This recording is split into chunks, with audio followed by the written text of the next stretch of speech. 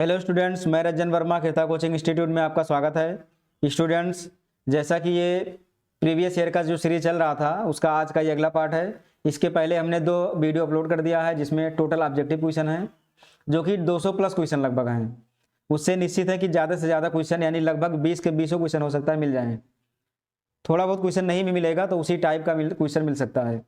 तो आज हम शुरू करेंगे डिस्क्रिप्टिव वाले को, जो लिखने वाला आता है कापी पर उसको शुरू करेंगे। तो चलिए शुरू कर रहे हैं इसको।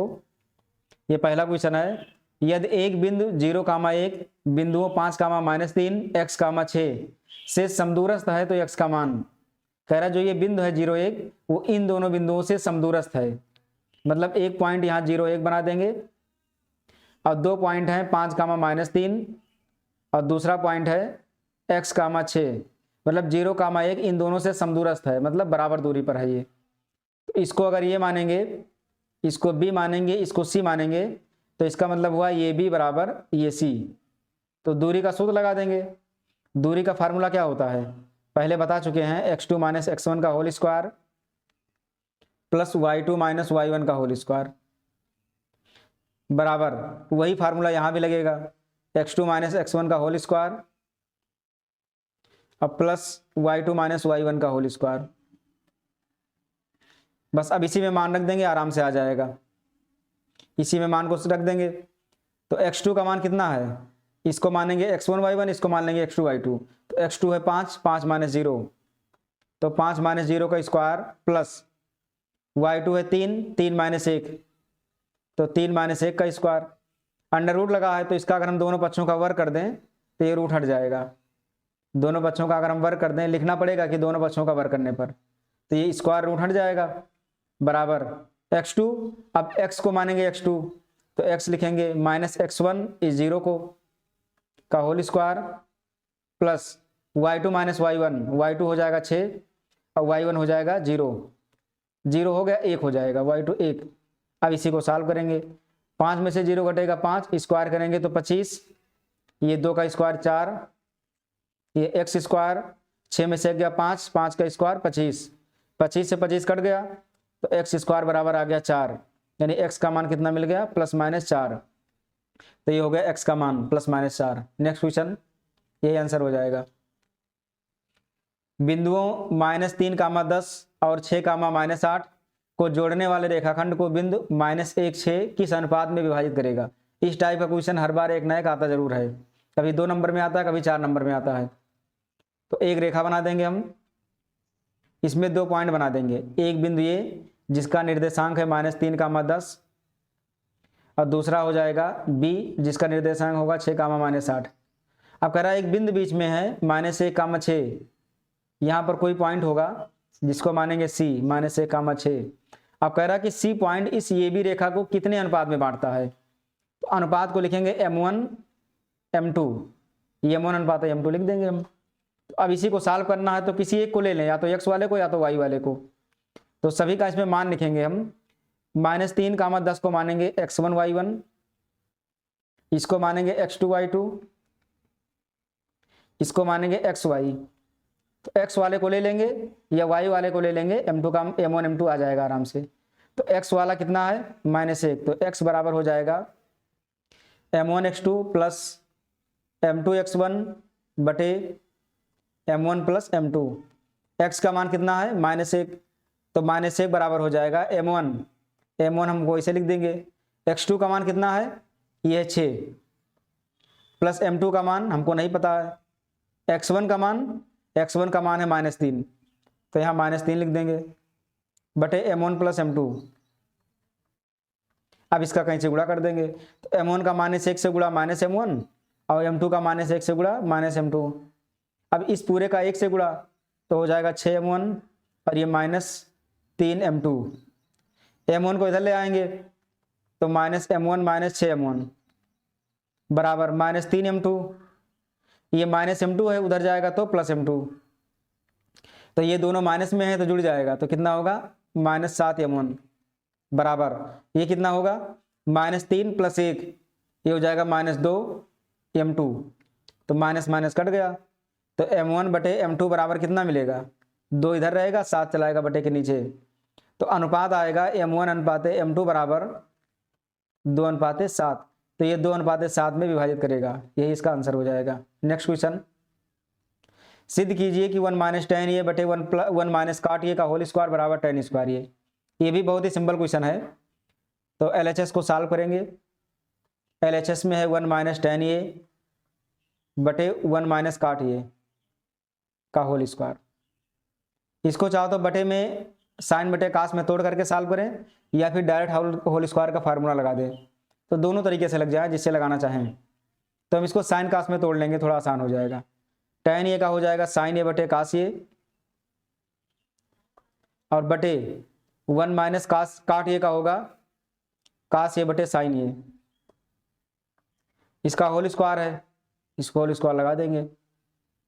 अब सॉल्व करेंगे तो बटे 1 करेंगे तो कास a यहाँ आएगा, तो बनेगा ये cos a minus sine a बटे में कास a बटे ये यहाँ आएगा sine a minus cos a, यहाँ लिखेंगे sine a minus cos a, अब बटे में क्या है साइन a, होल स्क्वायर लगा देंगे। अब ये cos a minus sine a है, तो इसमें हम माइनस कॉमन करते हैं, तो ये बन जाएगा sine a minus cos a। अगर माइनस कॉमन करेंगे तो ये आएगा sine a minus cos a, अब बटे में क्या है कास a, गुड़े इस साइन a को ऊपर ले आएंगे, इसको पलट कर गुणा कर देंगे, तो साइन a बटे क्या बनेगा sine a minus cos a, whole square लगा देंगे। इससे ये कट जाएगा, साइन बटे कास क्या बना tan a, माइनस में बचेगा होल स्क्वायर। जब होल स्क्वायर अंदर लाएंगे तो माइनस का स्क्वायर प्लस हो जाएगा, और ये हो जाएगा tan स्क्वायर। ये RHS में आ रहा है,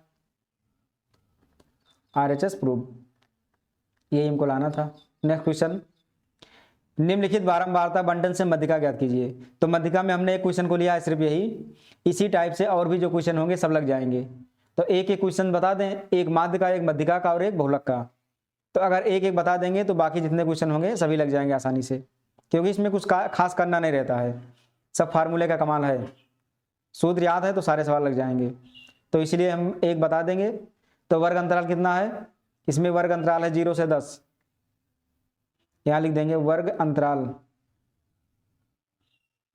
0 से 10, और 10 से 20, 20 से 30, 30 से 40, फिर 40 से 50, ये हो गया वर्ग अंतराल।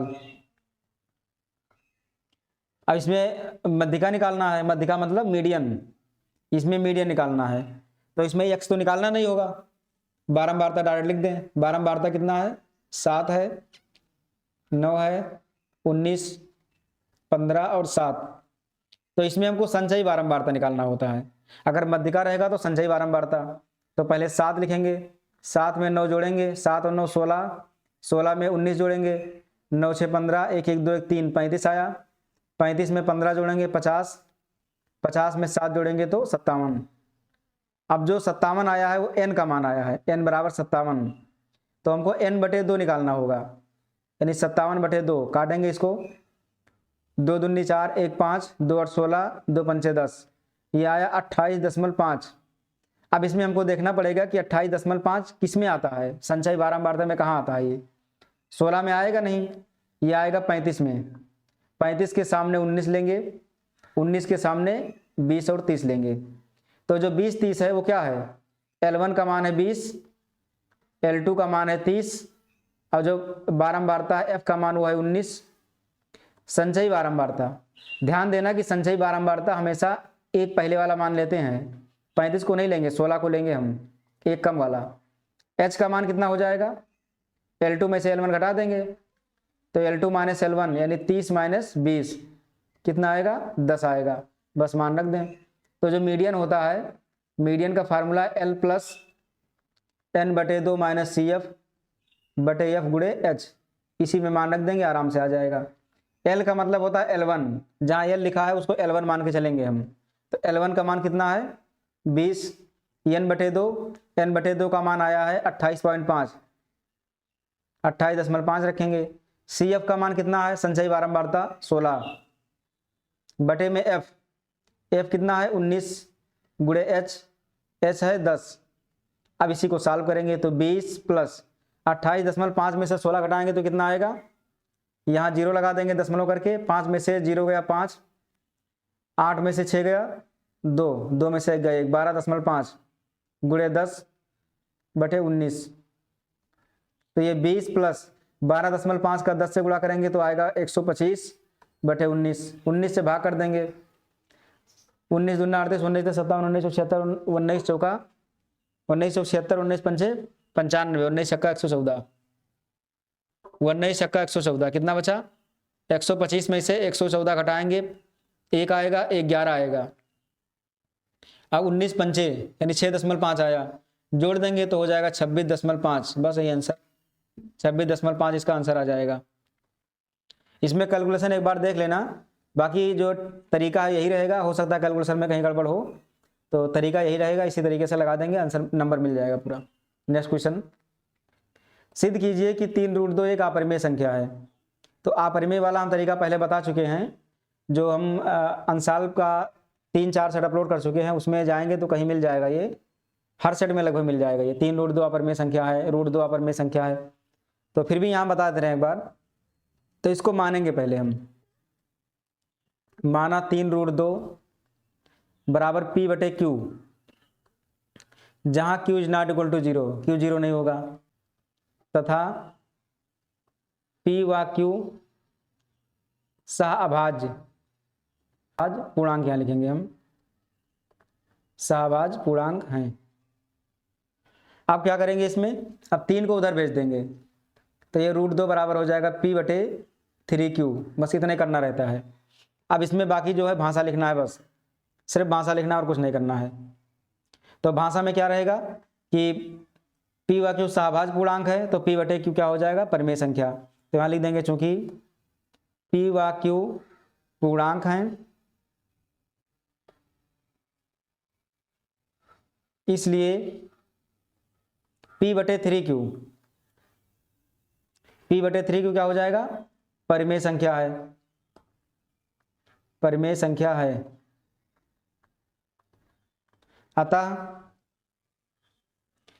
√2 भी परिमेय होगी, यही लिखेंगे पहले हम, परिमेय होगी, ये भी परिमेय हो जाएगा। अब ये परिमेय होगा, लेकिन कुछ कंडीशन भी है इसमें, परंतु इससे इस तथ्य का विरोधाभास प्राप्त होता है। ये पूरा भाषा लिखना पड़ेगा, विरोधाभास प्राप्त होता है कि क्या है, ये √2 एक अपरिमेय संख्या है, ये परिमेय आया है कि √2 एक अपरिमेय संख्या है।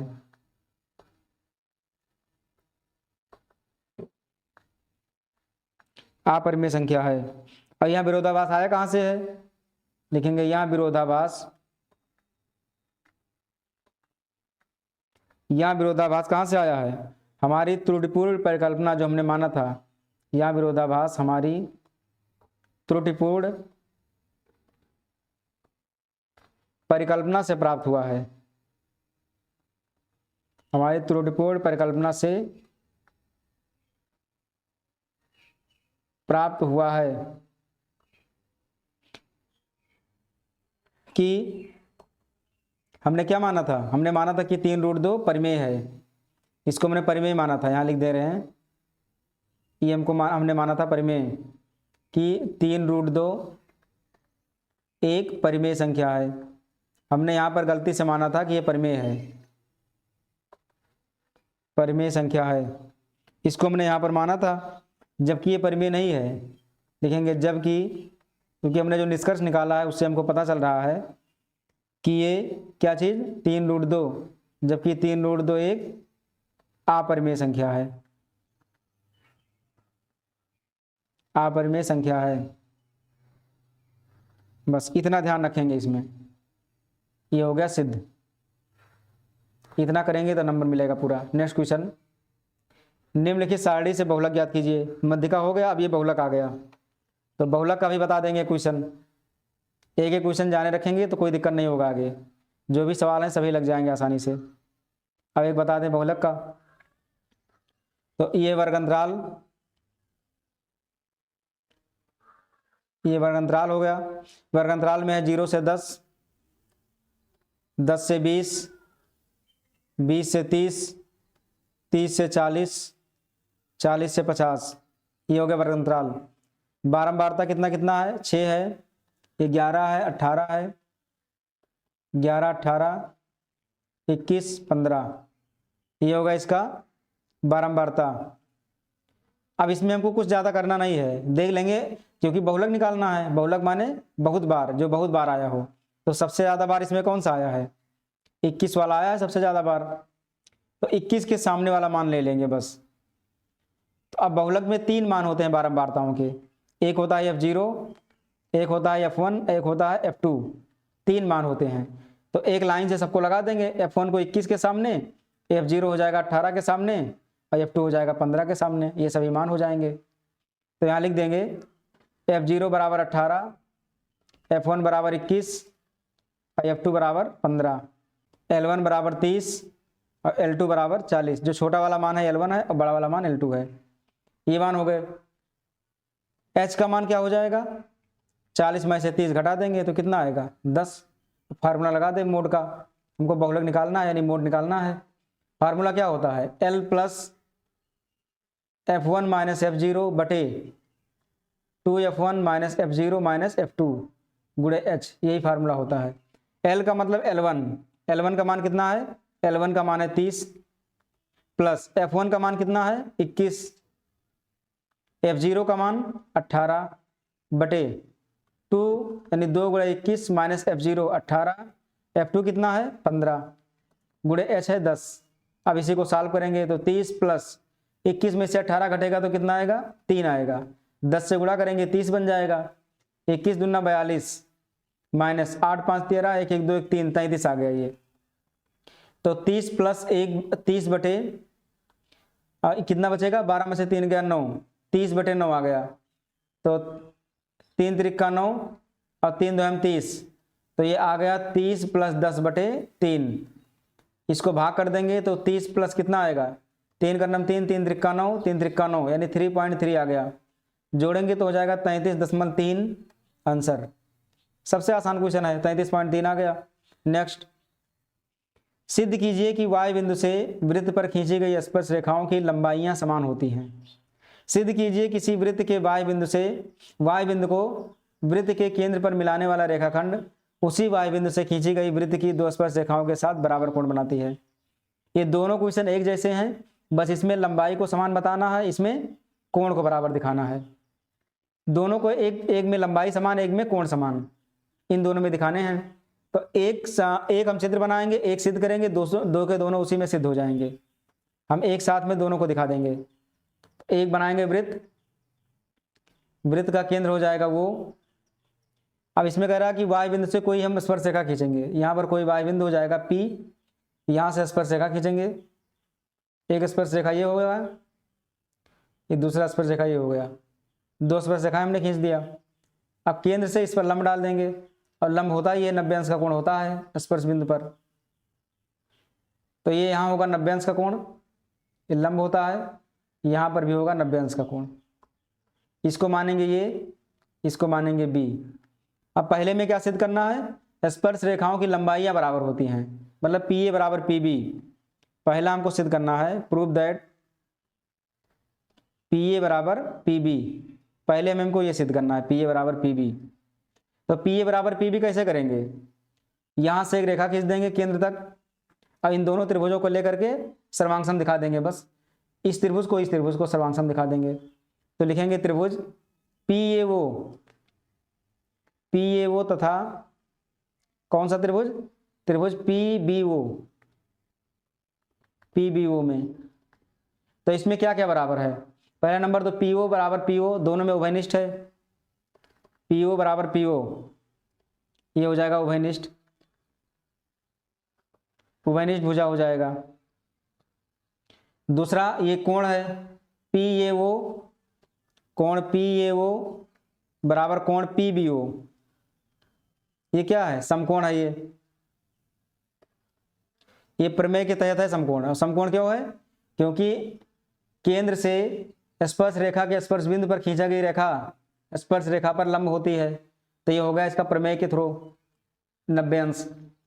और त्रिज्या ले लेंगे OA बराबर OB, तो OA बराबर OB, ये हो जाएगा समान त्रिज्याएं, समान त्रिज्याएं, समान त्रिज्याएं। अब इसमें दो भुजा और एक कोण बराबर हैं। अगर दो भुजा एक कोण बराबर हैं तो निश्चित है कि ये सर्वांग होगा। इसलिए त्रिभुज PAO सर्वांग सम है किसके? त्रिभुज PBO के। किसके अनुसार? ये हो जाएगा साइड एंगल साइड के अनुसार, ये सर्वांग सम हो जाएगा। तो सर्वांग समता का नियम क्या कहता है कि तीनों कोण आपस में बराबर, तीनों भुजाएं आपस में बराबर, मतलब त्रिभुज की जो तीनों संगत भुजाएं होंगी वो बराबर होंगी और संगत कोण भी बराबर होंगे।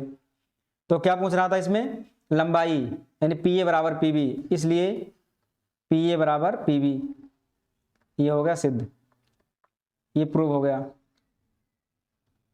अब मान लें कि अगर दूसरा वाला सिद्ध करना हो हमको, तो दूसरे में दिया है कि वृत्त के बाह्य बिंदु को वृत्त के केंद्र पर मिलाने वाला रेखाखंड, यानी PO, ये वाला रेखाखंड उसी बाह्य बिंदु से खींची गई वृत्त की दो स्पर्श रेखाओं के साथ बराबर कोण बनाती है। मतलब ये वाला कोण और ये वाला कोण बराबर दिखाना है। तो जब ये सर्वांगसम हो जाएगा, यहाँ हम सेकंड लिख दे रहे हैं, ये फर्स्ट वाला है। कंडीशन दोनों में यही दिखाना पड़ेगा, ये सर्वांगसम तक दोनों में दिखाना पड़ेगा, चाहे ये वाला हो चाहे ये वाला हो। अगर सर्वांगसम हो जाएगा तो संगत भुजा बराबर, संगत कोण बराबर। तो ये PO लिख देंगे, कोण ये PO बराबर होंगे किसके? BPO के। कोण BPO ये भी बराबर होंगे, प्रूव। अगर ये दोनों सर्वांगसम हो गया तो ये कोण इसके बराबर, ये कोण इसके बराबर, 90 तो बराबर ही है, सभी भुजाएं बराबर। तो चाहे ये सिद्ध करने के लिए चाहे ये वाला आए, तरीका वही लगाना होगा हमको। नेक्स्ट, किसी त्रिभुज की भुजाएं क्रमशः 3 सेंटीमीटर, 6 सेंटीमीटर और 8 सेंटीमीटर है। दूसरे त्रिभुज की भुजाएं क्रमशः 4.5, 9 और 12 सेंटीमीटर है। सिद्ध कीजिए कि ये त्रिभुज समरूप होंगे। तो समरूप के लिए हमको पहले त्रिभुज बनाना होगा, पहले दो त्रिभुज बना देंगे। नाम लिख देंगे ABC, इसमें लिख देंगे PQR। अब जो जो मान दिया उसको लिख दें। भुजा है 3 सेंटीमीटर, ये 3 सेंटीमीटर है, ये 6 सेंटीमीटर है और ये 8 सेंटीमीटर है। दूसरा दिया है 4.5 सेंटीमीटर, फिर 9 सेंटीमीटर दिया है और ये 12 सेंटीमीटर है। तो कह रहा समरूप दिखाना है, तो समरूप के लिए भुजा का अनुपात बराबर होना चाहिए। तो यहाँ लिख देंगे समरूपता के नियमानुसार, समरूपता के नियमानुसार क्या होता है? भुजा का अनुपात बराबर, मतलब ये भी बटे PQ बराबर, ये भी का मान है 3, PQ का मान है 4.5, दशमलव हटाएंगे 0 ऊपर जाएगा, 15 दूना 30, 15 3 45, कितना आ गया? 2/3। दूसरा है BC बटे QR, 6/9, 3 दूनी 6, 3 त्रिका 9, कितना आया? 2/3। तीसरा है AC बटे PR, यानी 8/12, 4 दूनी 8, 4 3 12, कितना आ गया? 2/3। देखें तीनों बराबर है, अगर तीनों बराबर हो गया तो समरूप हो गया। लिख देंगे चूंकि AB बटे PQ बराबर BC बटे QR बराबर AC बटे PR, इसलिए त्रिभुज ABC समरूप है त्रिभुज किसके? PQR के। ये हो गया प्रूव। 4 नंबर में क्वेश्चन है ये, 4 नंबर में आया था। नेक्स्ट, यदि किसी भिन्न के अंश और हर में 1 जोड़ने पर वहाँ 4/5 हो जाती है, यदि अंश और हर में से 5 घटाया जाए तो उस भिन्न का मान 1/2 हो जाता है। भिन्न याद कीजिए, तो सिंपल हम मानेंगे, माना भिन्न x/y है। अब लिखेंगे प्रश्नानुसार। इसके हम 4 सेट अपलोड कर चुके हैं, अगर देखना चाहें तो 2025 के 4 सेट अपलोडेड हैं, प्लेलिस्ट में जाकर के देख सकते हैं। क्लास 10th के प्रीवियस ईयर क्वेश्चन नाम से बना होगा या फिर अंसाल पेपर नाम से मिल जाएगा ये प्लेलिस्ट, उसमें जाकर मिल जाएगा, या हम लिंक डिस्क्रिप्शन बॉक्स में दे देंगे, वहाँ से भी जाकर के देख लेंगे सब लोग। उसमें और डिटेल से क्वेश्चन समझाया गया है और उसमें लगभग हर टाइप के क्वेश्चन मिल जाएंगे, तो जाकर के वहाँ से भी देख लेंगे तो आपको ज़्यादा से ज़्यादा फायदा होगा। तो प्रश्नानुसार क्या है? भिन्न के, भिन्न हमारा क्या है? x/y, अंश और हर में 1 जोड़ने पर। अंश में भी 1 जोड़ेंगे, हर में भी 1 जोड़ेंगे, तो भिन्न कितना बनता है 4/5। कैंची गुणा करेंगे तो ये 5x + 5 बराबर 4y + 4, 4y इधर आ जाएगा तो 5x - 4y, 5 उधर जाएगा तो -1। ये हो गया समीकरण फर्स्ट। दूसरा पॉइंट क्या बनेगा, दूसरा दिया है कि अंश और हर में 5 घटाया जाए, तो अंश हर x/y है, दोनों में अगर हम 5 घटा दें तो कितना आएगा, उस भिन्न का मान 1/2 हो जाता है।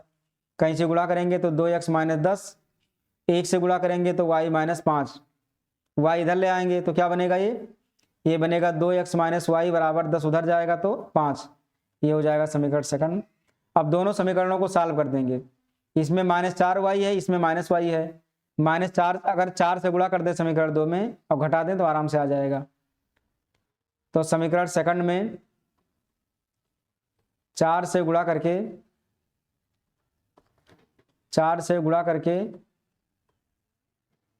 समीकरण फर्स्ट घटाने पर,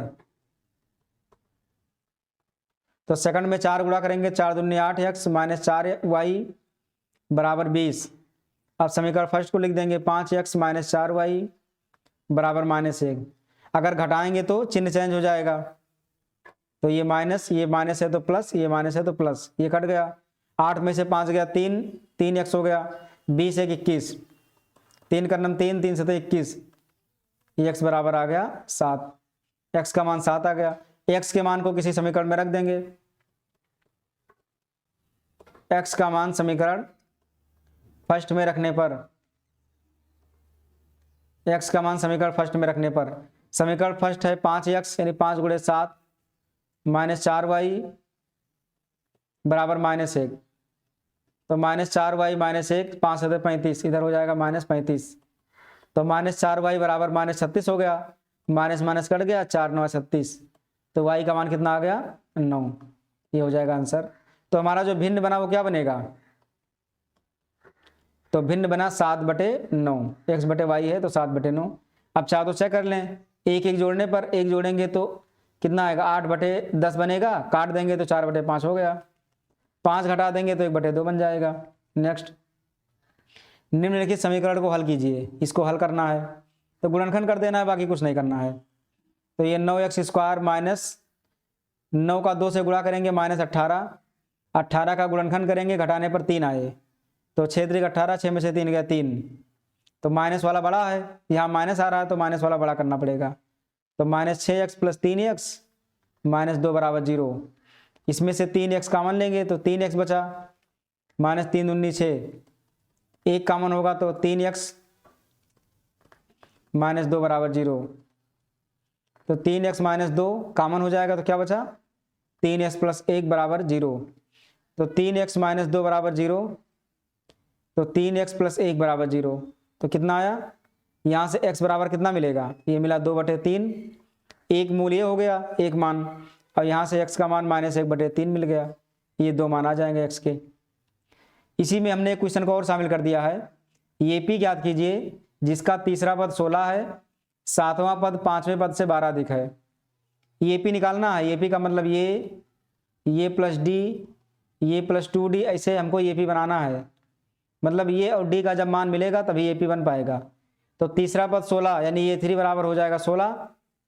फार्मूला क्या होता है an का, nवां पद होता है ये प्लस n - 1 × d, ये होता है फार्मूला, इसी में रख देंगे, तो ये प्लस 3 रखेंगे, 3 में से 1 गया 2, 2d बराबर 16, ये समीकरण फर्स्ट हो गया। दूसरा है 7वां पद, ये मतलब ये 7 5वें पद से 12 अधिक है, तो ये 5 से 12 अधिक है, तो 7वें पद के लिए ये प्लस 7 में से गया 6d, ऐसे ये हो जाएगा ये प्लस 4d, क्योंकि 5 में से गया 4 बचेगा, तो ये से ये कट गया, 4d आएगा इधर, तो 6d - 4d बराबर 12, 6 में से 4 घटेगा 2d, कट जाएगा 2 का 9 2, 2 6 12, d का मान आ जाएगा 6। अब इस d के मान को समीकरण फर्स्ट में रख देंगे, लिखेंगे d का मान समीकरण फर्स्ट में रखने पर, d का मान समीकरण फर्स्ट में रखने पर, समीकरण फर्स्ट में रखने पर, तो समीकरण फर्स्ट में रखेंगे तो क्या मिलेगा, ये प्लस 2 गुणे डी का मान 6 बराबर 16, तो ये बराबर हो जाएगा 16, 6 दूनी 12, तो ये बराबर कितना आया 4, ये मान आ गया। अब हमको ये पी निकालना है, इसलिए ये पी बराबर क्या मिलेगा, पहला नंबर ये मतलब 4, दूसरा 4 और 6 10, फिर 10 6 16, 16 6 22, ऐसे ये भी बनता चला जाएगा। नेक्स्ट, निम्नलिखित समीकरण युग्म हल कीजिए, तो इसको हल कर देना सिंपल बस। तो यहाँ पर प्लस वाई है, यहाँ पर माइनस 5 वाई है, तो समीकरण फर्स्ट में हम 5 से गुणा कर दें और समीकरण 2 को जोड़ दें। लिखेंगे समीकरण फर्स्ट में 5 से गुणा करके, 5 से गुणा करके समीकरण सेकंड जोड़ने पर, समीकरण सेकंड जोड़ने पर, तो 5 से इसमें गुणा करेंगे तो 5 25x प्लस 5y बराबर हो जाएगा 15, और ये कितना है 6x माइनस 5y बराबर 1/2। अब इसको जोड़ देंगे, तो जोड़ेंगे तो ये कैंसिल होगा, 5y कट गया, 25 और 6 कितना बना 31x बराबर ये हो जाएगा 15 प्लस 1/2, तो 2 15 यहाँ 30 है 31, 31/2 ये हो जाएगा 31x, 31 से 31 कट गया, x का मान कितना आ गया 1/2। अब x का मान किसी समीकरण में रख देंगे, लिख देंगे x का मान समीकरण फर्स्ट में रखने पर, तो समीकरण फर्स्ट में रखेंगे तो क्या मिलेगा 5 गुणे 1/2 प्लस y बराबर 3, तो y बराबर 3 माइनस 5/2 इधर आ जाएगा, तो y का मान कितना मिला 2 3 6, 6 में से 5 गया 1/2, ये मान आ गया 1/2, तो x का मान 1/2, y का मान भी 1/2। नेक्स्ट, एक आयत का क्षेत्रफल 28 मीटर स्क्वायर कम हो जाता है यदि इसकी लंबाई 2 मीटर बढ़ा दी जाती है और चौड़ाई 2 मीटर कम कर दी जाए। लंबाई 1 मीटर कम कर दी जाए, यदि लंबाई 1 मीटर कम कर दी जाए और चौड़ाई में 2 मीटर की वृद्धि कर दी जाए तो क्षेत्रफल 33 मीटर स्क्वायर बढ़ जाता है। इसका हमें क्षेत्रफल बताना है, तो हमको क्षेत्रफल मानना होगा, क्षेत्रफल मान लेंगे एक्स वाई, इसका क्षेत्रफल हम मानेंगे एक्स वाई। तो कह रहा क्षेत्रफल 28 मीटर स्क्वायर कम हो जाता है, ये कब कम होता है जब इतना किया जाता है, ये सब लंबाई में 2 मीटर बढ़ाया जाता है, लंबाई x है, इसमें 2 मीटर बढ़ाएंगे, यहाँ लिख दें जिसमें लंबाई बराबर x मीटर और चौड़ाई बराबर y मीटर, ये हमने लिख दिया, लंबाई x मीटर चौड़ाई y मीटर। तो लंबाई हो गया x + 2 और कह रहा कि चौड़ाई 2 मीटर कम कर दी जाए, मतलब y - 2 बराबर कह रहा क्षेत्रफल 28 मीटर स्क्वायर कम हो जाता है, तो क्षेत्रफल क्या बनेगा एक्स वाई और इसमें 28 कम हो जाएगा। अब इसको सॉल्व करेंगे अब हम, तो x का y से गुणा एक्स वाई, x का -2 से गुणा -2x, 2 का y से गुणा 2y और -2 का +2 से गुणा -4 बराबर एक्स वाई -28।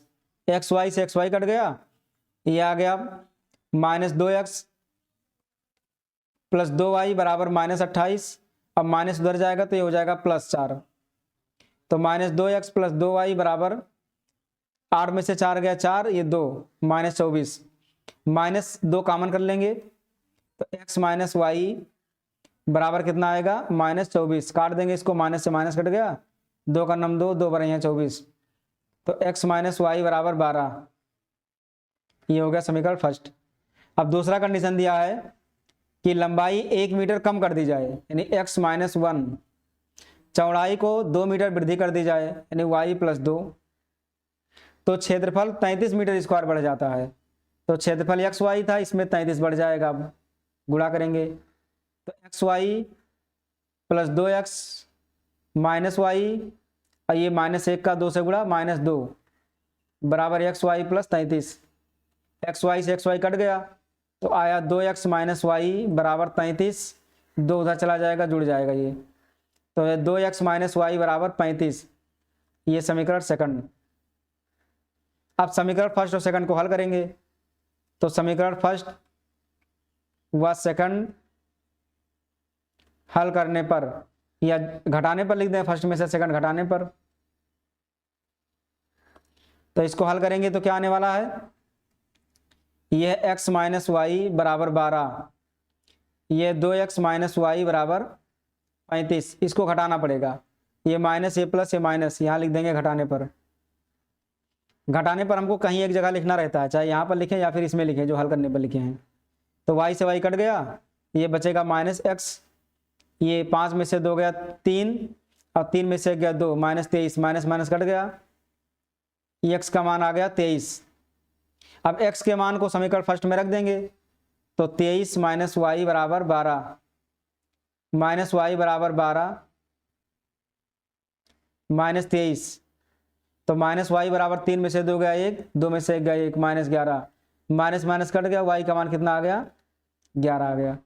x का मान 23, y का मान 11, तो क्षेत्रफल निकालना है, गुणा कर देंगे। क्षेत्रफल बराबर होता है लंबाई गुणे चौड़ाई, 23 गुणे 11, तो 11 3 33, 11 दूना 22, 22 3 25 मीटर स्क्वायर, ये होगा इसका क्षेत्रफल। नेक्स्ट, क्षैतिज तल के एक बिंदु O से 20 मीटर ऊंचे भवन के शिखर का उन्नयन कोण 30 अंश है। भवन के शिखर पर एक ध्वज लगा है, ध्वज दंड के शिखर का उन्नयन कोण 45 अंश है। तो ध्वज दंड की लंबाई और बिंदु O से भवन के पाद की दूरी ज्ञात कीजिए। तो एक पॉइंट बनाएंगे हम जमीन पर, यहाँ पर एक पॉइंट बनाएंगे जिसका नाम देंगे वो, इससे 20 मीटर ऊंचा भवन बनाएंगे, एक बगल में एक भवन बनाएंगे 20 मीटर ऊंचा, इसको तल से मिला देंगे। तो इस भवन का ऊंचाई है 20 मीटर। अब इस पॉइंट से भवन के शिखर का उन्नयन कोण 30 अंश है। इस पॉइंट से भवन के शिखर का उन्नयन कोण है 30 अंश, ये उन्नयन कोण हो जाएगा 30 अंश। भवन के शिखर पर एक ध्वज लगा है, इसके शिखर पर एक झंडा लगा देंगे, इसके शिखर पर एक झंडा लगा देंगे, यहाँ एक ध्वज लगा है, ये हो जाएगा झंडा भवन के शिखर पर। और ध्वज दंड के शिखर का उन्नयन कोण 45 अंश है, तो इस पॉइंट से इसके शिखर का उन्नयन कोण है 45 अंश। तो उन्नयन कोण हमेशा जमीन से लिया जाता है पूरा, तो ये 45 अंश हो जाएगा। ध्वज दंड की लंबाई यानी इसकी ऊंचाई हमको बतानी है h, और बिंदु O से भवन के पाद की दूरी, तो इसका मान लेंगे हम ये, तो हमको ये दूरी बताना है, इसको x मान लेंगे, ये मानेंगे, इसको b मान लें, इसको c मान लें। तो एक बार त्रिभुज वो ये b में, त्रिभुज वो ये b में, तो tan 30 लगा देंगे क्योंकि लंब आधार है, लंब है 20, ये 20 है लंब, तो यहाँ लिख देंगे 20, आधार है x। tan 30 का मान 1/√3, 20/x, कहीं से गुणा कर देंगे तो x बराबर हो जाएगा 20√3 मीटर। तो लंबाई तो आ गया, दूरी आ गया। अब लगा देंगे tan 45 वाला, तो लिख देंगे त्रिभुज वो ये C में, पूरा त्रिभुज ओ ये C में, इसमें tan 45 लगेगा। tan 45 बराबर होगा लंब बटे आधार, तो लंब है h + 20, टोटल लिया जाएगा यहाँ, h + 20 बटे आधार है x। tan 45 का मान 1 होता है, h + 20 बटे x का मान है 20√3, कहीं से गुणा कर देंगे तो हो जाएगा h + 20 बराबर 20√3, ये हो जाएगा 20√3, तो 20 उधर चला जाएगा, तो h बराबर हो जाएगा 20√3 - 20, तो इसमें 20 कॉमन कर लेंगे तो आ जाएगा √3 - 1 मीटर, यही आंसर हो जाएगा। आप चाहते हैं √3 का मान रख के हल करें या यही रहने दें, दोनों कोई दिक्कत नहीं, दोनों मान आ गया। एक नदी के पुल के किसी बिंदु से नदी के सम्मुख किनारों के अवनमन कोण क्रमशः 30 अंश तथा 45 अंश है। यदि पुल किनारों से 4.5 मीटर ऊंचाई पर हो तो नदी की चौड़ाई याद कीजिए। तो एक नदी है जिसकी चौड़ाई ये वाला है, इसको मानेंगे ये भी, ये नदी की चौड़ाई है x मीटर, ये नदी की चौड़ाई हो जाएगा। अब क्या कह रहा है, एक नदी के पुल के किसी बिंदु से, तो नदी में कोई पुल बना है, एक पुल बना है, तो पुल के किसी बिंदु से, मान लो इस बिंदु से, नदी के सम्मुख किनारों के अवनमन कोण 30 और 45 अंश है। तो इस पॉइंट से अवनमन कोण ये वाला, ये बन जाएगा अवनमन कोण। अवनमन कोण ऊपर से देखा जाएगा, यहाँ से ये अवनमन कोण देखा जाएगा ऊपर से, यहाँ से। तो अवनमन कोण कितना है, 30 अंश और 45 अंश है। यहाँ मान लेंगे 30 अंश, यहाँ मानेंगे 45 अंश। तो ये जब 30 है तो ये भी 30 होगा, अगर ये 45 है तो ये भी 45 होगा, ये दिया हुआ है। यदि पुल किनारों से 4.5 मीटर की ऊंचाई पर हो, पुल है 4.5 मीटर की ऊंचाई पर, किनारों से 4.5 मीटर ऊंचाई पर है, ये तो ऊंचाई पूरा हो गया 4.5 मीटर। तो नदी की चौड़ाई हमको ये निकालना है, एक्स का मान। तो इसको दो पार्ट में बांटना पड़ेगा, इसको मैं एक्स वाई दो में लिखना पड़ेगा ये, क्योंकि दो पार्ट में है ये, तो दो पार्ट में लिखना पड़ेगा। इसको मान लें एक्स और इसको मान लें वाई, और यहाँ सी लिख देंगे, तो यहाँ लिख देंगे डी।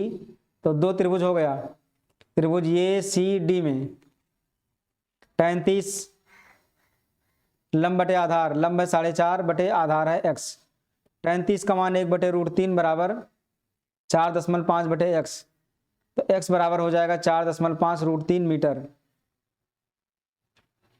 अब दूसरा त्रिभुज, त्रिभुज बी सी डी में, इसमें tan 45 लगा देंगे, tan 45 बराबर होगा लंब बटे आधार, लंब है 4.5 आधार है y, tan 45 का मान 1 तो 4.5 बटे y, तो y का मान हो जाएगा 4.5 मीटर। अब हमको दोनों को जोड़ के निकालना है, तो ये भी बराबर कितना होगा x प्लस वाई, तो x का मान है 4.5√3 प्लस 4.5, 4.5 को कॉमन कर लेंगे तो 4.5 कॉमन हो जाएगा, तो √3 प्लस 1 आ जाएगा, यही हो जाएगा इसका आंसर। चित्र में दो संकेंद्रीय वृत्तों जिनका केंद्र वो है, जिनकी त्रिज्याएं 14 सेंटीमीटर और 7 सेंटीमीटर हैं, चाप ये बी और सी डी हैं, तो कोण ये वो भी बराबर 30 अंश, तो छायांकित भाग का क्षेत्रफल निकालना है इसका। तो पहले बड़े वाले त्रिभुज का निकाल लेंगे, फिर छोटे वाले त्रिभुज का, पहले बड़े वाले वृत्त का निकालेंगे फिर छोटे वाले वृत्त का। तो ये क्या बन गया, त्रिज्यखंड का क्षेत्रफल। तो बड़े वाले का त्रिज्यखंड निकाल लें, फिर छोटे वाले का लिख देंगे छायांकित भाग का क्षेत्रफल बराबर, छायांकित भाग का क्षेत्रफल बराबर बड़े वृत्त का त्रिज्यखंड, बड़े वृत्त का त्रिज्यखंड, इसमें त्रिज्यखंड ही निकालना है, बड़े वृत्त का त्रिज्यखंड माइनस छोटे वृत्त का त्रिज्यखंड, छोटे वृत्त का त्रिज्यखंड। तो बड़े वृत्त का त्रिज्यखंड का फार्मूला क्या रहेगा, थीटा बटे 360 पाई आर स्क्वायर, तो आर अलग है तो r1 स्क्वायर कर देंगे, छोटे वृत्त का थीटा बटे 360 पाई r2 स्क्वायर, तो थीटा बटे 360 पाई दोनों में सेम रहेगा, तो इसको ऐसे लिख देंगे थीटा बटे 360 पाई, और r1 square minus r2 square को अलग कर देंगे, हम कॉमन करेंगे तो ये बच जाएगा। थीटा है 30 अंश बटे 360, पाई तो वही रहेगा 22/7 ही, r1 स्क्वायर, r1 मतलब बड़ा त्रिज्या कितना है 14 सेंटीमीटर, तो 14 का स्क्वायर, r2 कितना है 7, तो 7 का स्क्वायर। अब इसी को सॉल्व कर लें हम, तो कितना आएगा ये, इसको पहले काट देंगे, 3 का नम 3, 3 दूनी 6, 2 छक 12, 2 का नम 2, 2 का नम 2, यानी 11/6 = 42, 14 14 यहाँ 196 माइनस 7 7 49, इसको माइनस करेंगे तो कितना आएगा, 16 में से 9 गया 7, 8 में से 4 गया 4, 147, 3 का नम 3, 3 चौक 12, ये कितना आएगा, 3 चौक 12, 2 बचा 3 9 27, 7 दूनी 14, 7 7 49, तो आया 11 7 77/2, इसको भाग कर देंगे, 2 3 6 1 7 और 2 8 16, 1 बचा 2 5 10, 38.5 सेंटीमीटर स्क्वायर, ये आया इसका आंसर। अगला क्वेश्चन है, P के किन मानों के लिए निम्न समीकरण युग्म का एक अद्वितीय हल है। तो अद्वितीय हल का फार्मूला होता है a1/a2 is not equal to b1/b2, बस इतने मान ले लेना है। तो a1 का मान हो जाएगा 4 x का गुणांक 4 और a2 का मान हो जाएगा x का गुणांक 2 बराबर नॉट इक्वल टू कर देंगे, b1 का मान है y का गुणांक p और b2 का मान है y का गुणांक 2, इसको गुणा कर देंगे या इसको पहले काट दें, 2 का नम 2, 2 दूनी 4, तो ये 2 दूनी 4 यानी p is not equal to कितना आ जाएगा 4, बस यही इसका आंसर हो जाएगा। नेक्स्ट क्वेश्चन, मतलब p बराबर 4 ना लो करके बाकी कोई भी मान ले सकते हैं, 4 नहीं होगा बाकी से कोई भी मान ले सकते हैं इसमें। यह है सिद्ध कीजिए कि एक त्रिभुज की एक भुजा के मध्य बिंदु से होकर दूसरी भुजा के समांतर खींची गई रेखा तीसरी भुजा को समद्विभाजित करती है। तो इसके लिए हमको चित्र बनाना होगा। पहले एक त्रिभुज बनाएंगे और इस त्रिभुज में क्या क्या दिया है, कह रहा त्रिभुज की एक भुजा के मध्य बिंदु, तो कोई एक भुजा ले लेंगे, इसका मध्य बिंदु, इसका नाम दे दें ये बी और सी, इसका मध्य बिंदु ये हो जाएगा, इसको नाम दे देंगे डी। कह रहा मध्य बिंदु से होकर दूसरी भुजा के समांतर यानी इस भुजा के समांतर बीसी के समांतर एक रेखा खींच देंगे, बीसी के समांतर रेखा खींचेंगे। खींची गई रेखा तीसरी भुजा को समद्विभाजित करती है, ये दोनों आपस में समांतर है, तो कह रहा कि तीसरी भुजा को समद्विभाजित करती है, मतलब एसी को दो भाग में बांटता है। हमको सिद्ध करना है, प्रूव दैट, हमको सिद्ध करना है कि EAE बराबर EC, मतलब ये दोनों आपस में बराबर होंगे, तो लिख देंगे EAE बराबर EC। अब इसको सिद्ध करने के लिए समरूपता का नियम लगाना होगा, और समरूपता का नियम कहाँ से लगेगा, इन दोनों त्रिभुजों में लगेगा, या फिर जो थेल्स का प्रमेय है उसको भी लगा देंगे तो वो भी आ जाएगा। अगर ये दोनों समांतर दिया है तो थेल्स का प्रमेय भी लगा सकते हैं, तो लिख देंगे चूंकि D समांतर दिया है BC, अगर ये दोनों आपस में समांतर हैं तो लिख देंगे थेल्स के प्रमेय से, थेल्स के प्रमेय से। थेल्स का प्रमेय क्या होता है, भुजा का अनुपात बराबर, मतलब AD बटे DB, लिखेंगे यहाँ AD बटे DB बराबर EAE बटे EC, तो यहाँ हो जाएगा EAE बटे EC। तो चूंकि यहाँ दिया हुआ है कि एक भुजा के मध्य बिंदु से होकर जाने वाली, अगर एक भुजा के मध्य बिंदु से जाएगा इसका मतलब AD बराबर DB होगा, यहाँ लिख देंगे चूंकि AD बराबर DB ये दिया हुआ है क्वेश्चन में ही। अगर ये चीज़ दिया है तो इस मान को यहाँ रख देंगे, तो AD की जगह रखेंगे DB और बटे DB बराबर हो जाएगा EAE बटे EC। तो DB से DB कट गया, तो यहाँ आ गया 1/1 बराबर EAE बटे EC। अब इसको कहीं से गुणा कर देंगे, कहीं से गुणा करेंगे तो EAE का 1 से गुणा EAE और EC का 1 से गुणा EC, ये दोनों बराबर हो गए। ये जो हमको लाना था वो आ गया, यहाँ लिख देंगे प्रूव्ड, ये सिद्ध हुआ। नेक्स्ट, यह एक थैले में 3 लाल और 5 काली गेंदें हैं, इस थैले में से एक गेंद यादृच्छया निकाली जाती है, इसकी क्या प्रायिकता होगी कि वहाँ गेंद लाल हो काली हो। तो कह रहा थैले में 3 लाल गेंद है, तो यहाँ लाल गेंद हो जाएगा 3, लाल गेंद की संख्या 3 दिया है, और काली गेंद की संख्या कितना दिया है 5 दिया है, दोनों कंडीशन दिया गया है। कह रहा है प्रायिकता याद कीजिए कि लाल गेंद हो, पहला हमको निकालना है लाल, यानी लाल गेंद होने की प्रायिकता या लाल गेंद आने की प्रायिकता, लाल गेंद आने की प्रायिकता ये हमको निकालना है। तो इसमें ध्यान देना है कि जो गेंद हमको निकालना रहता है उसी को बटे के ऊपर कर देते हैं। तो लाल गेंद कितना हमारे पास है 3 गेंद है, तो 3 को बटे के ऊपर करेंगे और टोटल गेंद बटे के नीचे, 3 + 5 बराबर कितना आ गया 3/8, ये हो गया आंसर। दूसरा कह रहा काली हो, वही प्रक्रिया सेम, काली गेंद निकालने की प्रायिकता। काला गेंद कितना हमारे पास है, काला गेंद हमारे पास है 5, तो 5 को बटे के ऊपर करेंगे और बाकी 3 + 5 बटे के नीचे, तो 5/8, ये आंसर हो गया। नेक्स्ट, अगला क्वेश्चन है निम्नलिखित समीकरणों को हल कीजिए। पहला है x + y = 5, इसको मानेंगे समीकरण फर्स्ट, और 2x - 3y = 4, इसको मानेंगे सेकंड। तो इसको कटने लायक तो है नहीं, ये -3y है, ये +y है, तो समीकरण फर्स्ट में अगर 3 से गुणा कर दें और समीकरण 2 जोड़ दें तो आसानी से माना जाएगा। तो यहाँ लिखेंगे समीकरण फर्स्ट में 3 से गुणा करके समीकरण सेकंड जोड़ने पर, समीकरण सेकंड जोड़ने पर तो क्या बनेगा, ये बनेगा 3x + 3y और बराबर 15 बन जाएगा। ये समीकरण 2 है 2x - 3y बराबर 4, इसको काट देंगे, प्लस माइनस है डायरेक्ट कट गया, 3 और 2 5x बराबर 15 4 हो गया 19, तो x का मान आ गया 19/5। अब इस x के मान को समीकरण फर्स्ट में रख देंगे, लिख देंगे x का मान समीकरण फर्स्ट में रखने पर, समीकरण फर्स्ट में रखने पर समीकरण फर्स्ट है x + y, x की जगह 19/5 प्लस y बराबर कितना है 5 दिया है, तो बराबर 5 कर देंगे, तो y बराबर हो जाएगा 5 - 19/5। तो 25 में से 19 घटा, 25 माइनस 19/5 करेंगे। 15 में से 9 गया 6, 6/5, यही होगा इसका आंसर। y का मान 6/5 आ गया और x का मान 19/5, यही दोनों आंसर हो जाएंगे इसके। दूसरा क्वेश्चन है 3x + 4y = 10 और 2x - 2y = 2। इसको कैसे सॉल्व करेंगे? यहाँ पर 4y है, यहाँ पर 2y है। अगर समीकरण फर्स्ट में कुछ ना करें, समीकरण सेकंड में हम 2 से गुणा कर दें तो y का मान आसानी से कट जाएगा जोड़ने पर। लिखेंगे समीकरण सेकंड में 2 से गुणा करके, 2 से गुणा करके समीकरण फर्स्ट जोड़ने पर, समीकरण फर्स्ट जोड़ने पर, तो समीकरण 2 में हम 2 से गुणा कर दें तो 2 दूनी 4x माइनस 4y बराबर ये हो जाएगा 4।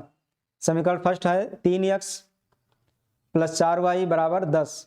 इसको जोड़ देंगे तो ये दोनों कट गया, 4 3 7x बराबर 10 और 4 14, 7 से कट जाएगा, 7 दूनी 14, x बराबर आ गया 2।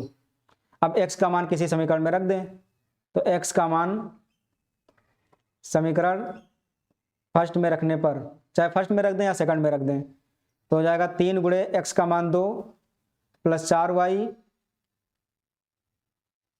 बराबर 10।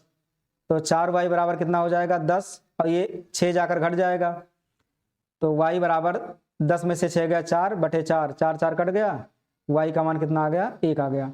तो y का मान 1 और x का मान 2, यही आंसर हो जाएगा दोनों। नेक्स्ट, एक ठोस शंकु के आकार का है जो एक समान आधार वाली त्रिज्या के अर्धगोले पर अध्यारोपित है। यदि अर्धगोले का वक्रपृष्ठ शंकु का वक्रपृष्ठ समान हो तो शंकु की त्रिज्या और ऊंचाई का अनुपात ज्ञात कीजिए। तो शंकु की त्रिज्या मतलब r और ऊंचाई, ऊंचाई का मतलब h का अनुपात हमको यही बताना है, r/h बताना है। तो पहले चित्र बनाएंगे, उसके बाद हम क्वेश्चन को सॉल्व करेंगे। तो कह रहा है एक ठोस शंकु के आकार का है, तो पहले एक शंकु बनाएंगे, हम एक शंकु बनाएंगे पहले।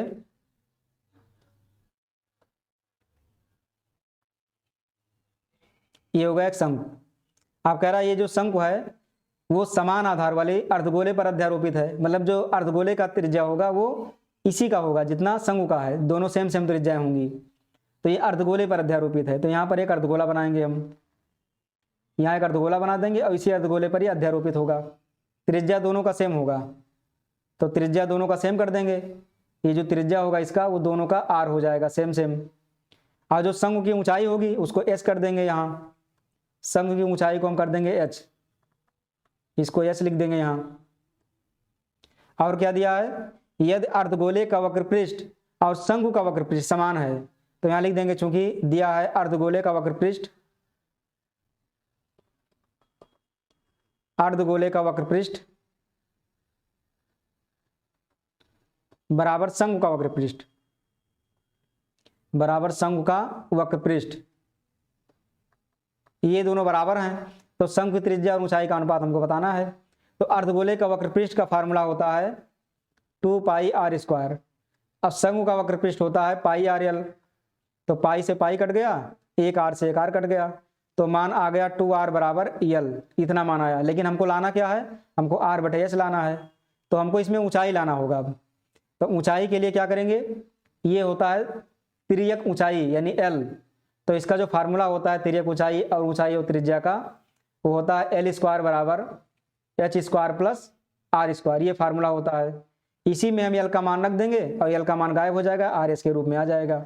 इसको मानेंगे फर्स्ट, लिखेंगे यहाँ l का मान समीकरण फर्स्ट में रखने पर, तो इसमें रख देंगे l², l की जगह क्या रखेंगे 2r रखेंगे, तो हो जाएगा 2r का स्क्वायर बराबर h² प्लस r², तो ये हो जाएगा 4r² बराबर h² प्लस r², इतना बन गया ये। अब r² को ले आएंगे बाईं ओर, तो बन जाएगा 4r² माइनस r² बराबर h²। 4 में से घटाएंगे 3, तो ये 3r² बराबर हो जाएगा h²। हमको r/h लाना है, तो h को ले आएंगे r के नीचे, तो r²/h² बराबर 3 चला जाएगा उधर, तो 1/3। तो r/h का मान क्या आएगा, स्क्वायर है तो उधर जाकर रूट लग जाएगा, 1 का वर्गमूल 1 3 का वर्गमूल √3, यही हो जाएगा आंसर। अनुपात में लिखना चाहें तो 1/√3 लिख सकते हैं। नेक्स्ट, 2.4 सेंटीमीटर ऊंचाई और 1.4 सेंटीमीटर व्यास वाले एक ठोस बेलन से इसी ऊंचाई और इसी व्यास वाला एक शंक्वाकार खोल काट लिया जाता है। शेष बचे ठोस का निकटतम वर्ग सेंटीमीटर तक कुल पृष्ठीय क्षेत्रफल ज्ञात कीजिए। ये क्वेश्चन है। तो पहले एक बेलन बनाएंगे हम। पहले एक बेलन बनाना होगा। एक बेलन बना देंगे पहले।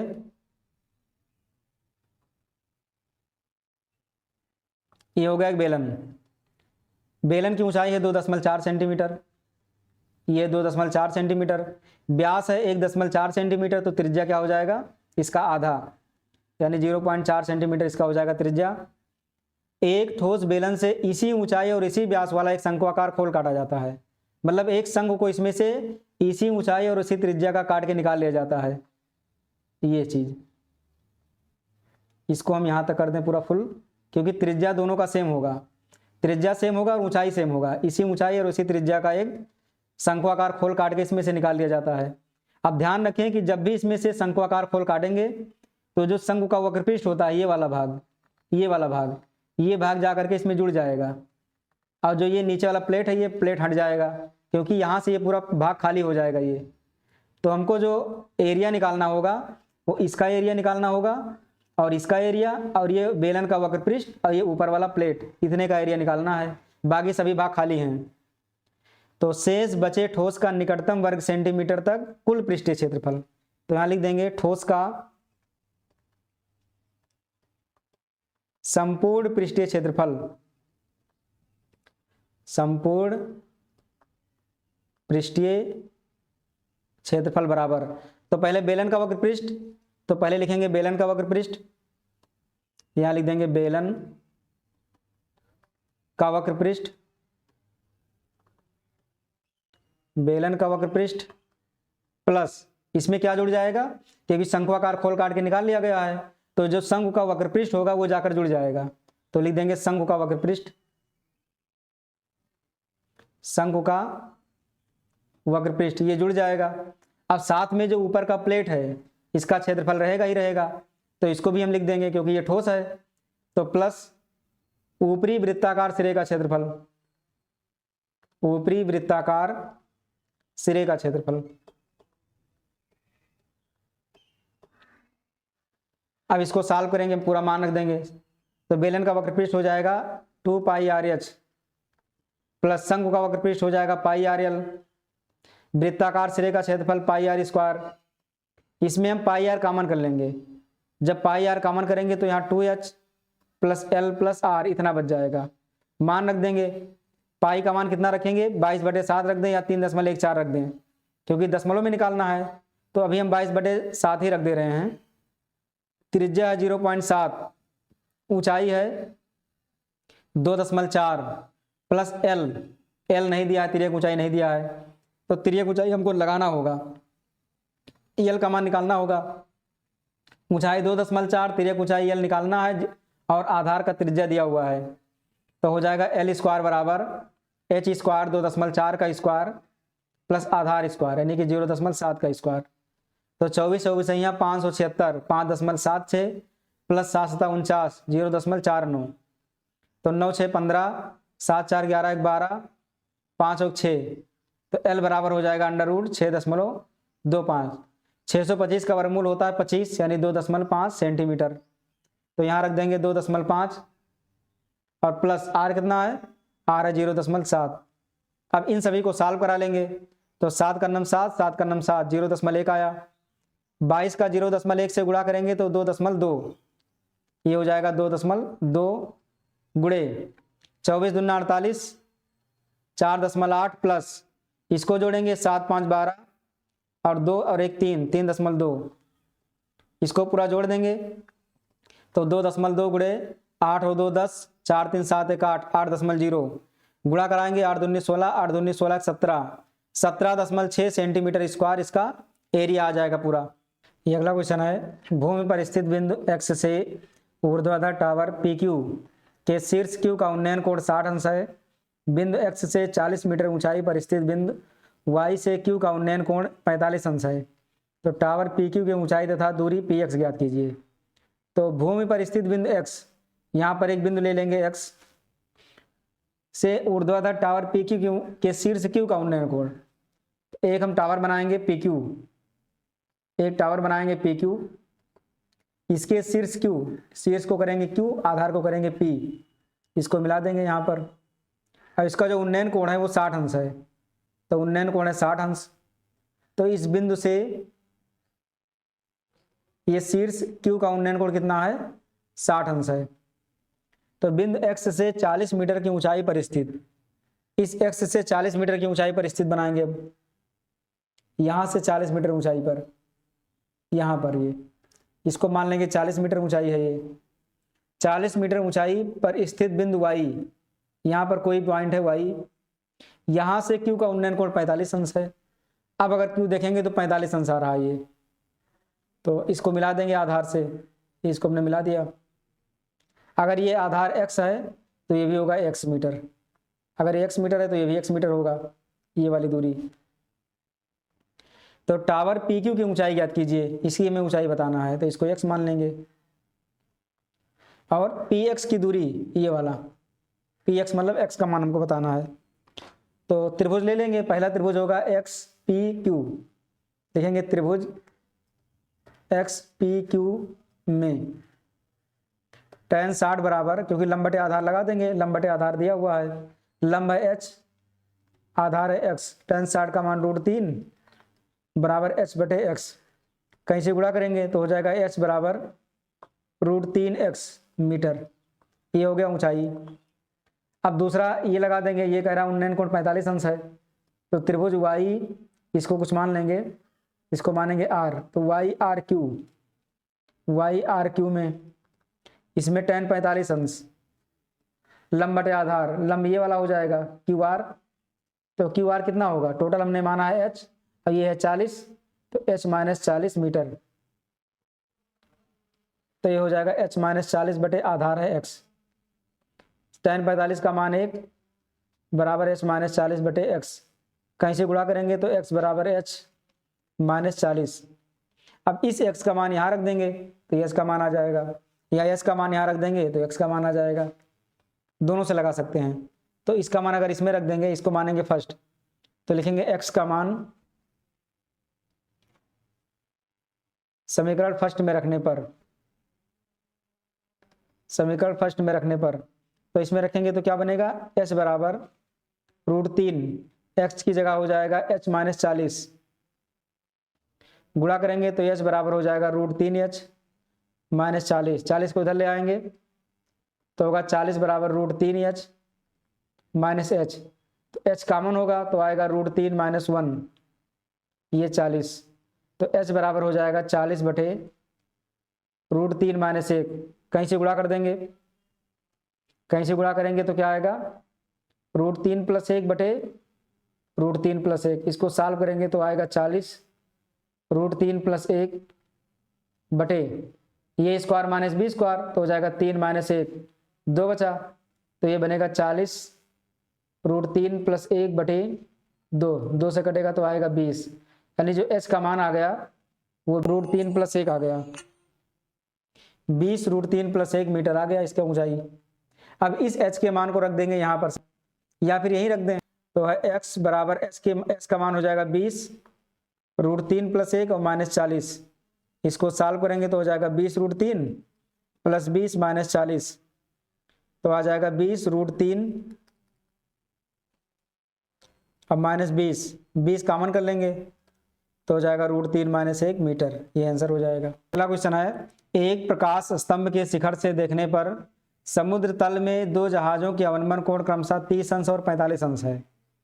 यदि प्रकाश स्तंभ के एक ही ओर एक जहाज दूसरे जहाज के ठीक पीछे 50 मीटर की दूरी पर है, तो समुद्र तल से प्रकाश की ऊंचाई ज्ञात कीजिए। तो ये प्रकाश स्तंभ बना देंगे एक, ये हो गया प्रकाश स्तंभ, इसके शिखर से समुद्र में दो जहाज को देखा गया है, जो कि दोनों जहाजें एक के पीछे दूसरी हैं। एक जहाज मान लें यहाँ पर है, दूसरी जहाज यहाँ पर है, और एक दूसरे के पीछे हैं और वो भी 50 मीटर की दूरी पर। 50 मीटर की दूरी पर हैं। अवनमन कोण 30 अंश और 45 अंश है। तो अवनमन कोण 30 अंश और 45 अंश। अवनमन कोण कहाँ से देखा जाएगा, ऊपर से लिया जाएगा ये। तो 30 अंश ये वाला हो जाएगा, जो कम कोण है वो 30 अंश और जो ज़्यादा है वो 45 वाला हो जाएगा। तो ये भी 45 अंश और ये 30 अंश। तो हमको प्रकाश स्तंभ की ऊंचाई बतानी है, h का मान। तो इस क्वेश्चन को आराम से लगा सकते हैं। इसको x मान लेंगे, ये B, C और D। तो त्रिभुज BCD पहले ले लेंगे। त्रिभुज BCD में क्या होगा, tan 45 बराबर लंब बटे आधार, लंब है h, आधार है x। tan 45 का मान 1 बराबर h बटे x। तो h बराबर क्या आ जाएगा, x आ जाएगा। दूसरा tan 30 ले लेंगे त्रिभुज ये CD में, इसमें tan 30 बराबर लंब बटे आधार, लंब है h, आधार है 50 प्लस x। tan 30 का मान 1/√3, हमको ऊंचाई निकालना है। तो x को यहाँ से हटा देंगे, x का मान कितना है, h है, तो यहाँ h लिख देंगे।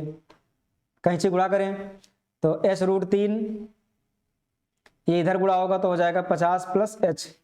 h को बाईं ओर ले आएंगे तो h कॉमन होगा तो √3 - 1 बराबर 50। तो h बराबर हो जाएगा 50/√3 - 1। कॉन्जुगेट करेंगे तो √3 + 1/√3 + 1। गुणा करेंगे इसको तो 50 √3 + 1 बटे ये स्क्वायर माइनस बी स्क्वायर, तो 3 - 1 बन जाएगा। 3 में से 1 गया 2 से 50 को काट देंगे तो आ जाएगा 25 √3 + 1। ये हो जाएगा आंसर, कितना मीटर हो जाएगा ऊंचाई। उस बिंदु के निर्देशांक ज्ञात कीजिए जो बिंदुओं -1, 7 और 4, -3 को मिलाने वाले रेखाखंड को 2:3 के अनुपात में विभाजित करता है। तो एक रेखाखंड लेंगे हम, इसके निर्देशांक है -1, 7, दूसरा है 4, -3। इस बीच में कोई एक पॉइंट रहेगा जिसको मानेंगे C, और यही हमको निकालना है। अनुपात दिया है 2:3, अगर ये 2 होगा तो ये 3 होगा। तो 2 है m का मान, m1 का मान 2 है, और जो 3 है वो m2 का मान है। तो xy का मान निकालना है, इसको मान लेंगे x1 y1, ये वाला हो जाएगा x2 y2। तो पहले x का मान निकालते हैं हम। तो x का मान निकालेंगे तो x बराबर हो जाएगा m1 x2 + m2 x1 बटे m1 + m2। तो m1 का मान कितना है, 2 है, x2 का मान कितना है, 4, m2 का मान 3 और x1 का मान कितना है, -1 बटे m1 + m2 यानी 2 + 3, 4 दूनी 8 -3 बटे 5, 8 में से 3 गया 5, 5 बटे 5 कट जाएगा तो कितना आएगा, 1 आ जाएगा, यानी x का मान 1 हो गया। ऐसे y का मान निकालेंगे तो y बराबर m1 y2 + m2 y1 बटे m1 + m2। तो m1 का मान है 2, y2 का मान कितना है, -3, m2 का मान है 3 और y1 का मान कितना है, 2 है। y1 का मान ये 7 है, यहाँ 7 लिख देंगे। अब बटे में क्या रहेगा, m1 + m2 2 + 3, तो 3 दूनी 6 -6 + 7 21 बटे 5, 21 में से 6 घटेगा 15, 15 बटे 5, 5 ते 15, मतलब y का मान कितना आ गया, 3 आ गया। तो 1, 3 इसका आंसर हो गया, जो पॉइंट C है, यही आंसर हो गया। नेक्स्ट, एक खिलौना त्रिज्या 3.5 सेंटीमीटर वाले एक शंकु के आकार का है, उसी त्रिज्या वाले एक अर्धगोले पर अध्यारोपित है। इस खिलौने की संपूर्ण ऊंचाई 15.5 सेंटीमीटर है। इस खिलौने का आयतन ज्ञात कीजिए। तो ये भी लगा सकते हैं आसानी से, ये क्वेश्चन हम पहले किसी सेट में लगा चुके हैं। तो पहले एक शंकु है और ये शंकु किस पे अध्यारोपित है, एक अर्धगोले पर, इसी त्रिज्या के अर्धगोले पर अध्यारोपित है। ये अध्यारोपित है यहाँ पर। इसका त्रिज्या कितना दिया है, 3.5 सेंटीमीटर, तो इसका त्रिज्या लिखेंगे 3.5 सेंटीमीटर। तो ये भी होगा 3.5 सेंटीमीटर, इसकी गहराई भी। संपूर्ण ऊंचाई दिया है 15.5 सेंटीमीटर, इसकी जो संपूर्ण ऊंचाई है वो है 15.5 सेंटीमीटर। ये संपूर्ण ऊंचाई दिया है 15.5 सेंटीमीटर। तो शंकु की ऊंचाई कितना हो जाएगा, 15.5 में से 3.5 घटा देंगे तो क्या आएगा, 5 में से 5 गया 0, 5 में से 3 गया 2, 1, यानी 12.0 सेंटीमीटर, मतलब 12 सेंटीमीटर आ गया। किसकी ऊंचाई आ गया, ये आ गया शंकु की ऊंचाई। शंकु की ऊंचाई आ गया 12 सेंटीमीटर। अब इसका आयतन हमको निकालना है, तो खिलौने का आयतन बराबर, खिलौने का आयतन बराबर शंकु का आयतन प्लस अर्धगोले का आयतन। अर्धगोले का आयतन या अर्धगोलाकार भाग का आयतन। तो शंकु का आयतन क्या होगा, 1/3 पाई आर स्क्वायर एच। अब प्लस अर्धगोले का आयतन क्या होगा, 2/3 पाई आर क्यूब। इसमें क्या क्या कॉमन होगा, 1/3 कॉमन होगा, पाई कॉमन होगा, आर स्क्वायर कॉमन होगा। तो यहाँ बचा h, यहाँ बचा 2r। अब मान रख देंगे, 1/3 पाई की जगह रख देंगे 22/7। r त्रिज्या है 3.5, स्क्वायर है तो 3.5 को 2 बार लिखेंगे। ऊंचाई है 12, 2 गुणे त्रिज्या है 3.5। अब इसको सॉल्व करेंगे तो 7 का नम 7, 7 × 5 = 35, 0.5, 22 × 5 = 110, यानी 11 आ गया। 11 गुणे 3.5/3, ये कितना आया, 35 दूना 70, यानी 7, 12 7 19। अब इसको सॉल्व कर लेंगे हम, तो 11 × 5 = 55, 11 × 33, 33 × 5 = 38, 38.5 गुणे 19/3। तो इसको गुणा करा दें तो कितना आएगा, इसको हम डायरेक्ट गुणा करा रहे हैं। 38 दशमलव कितना है, ये 38.5 है। अब गुणे हो जाएगा कितना, 19, तो ये आएगा 731.5 और बटे 3। अब 3 से इसको काट देंगे हम, तो 3 का नम 3, 3 दूनी 6, 1 बचा, 3 चौक 12, 1 बचा, 3 त्रिक 9, 2 11, 2 बचा,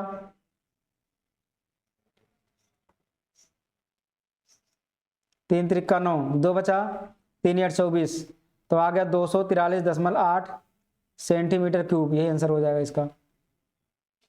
अगला है द्विघात बहुपद 3x² - x - 4 के शून्य ज्ञात कीजिए, शून्यकों तथा गुणांकों के बीच संबंध की सत्यता की जांच कीजिए।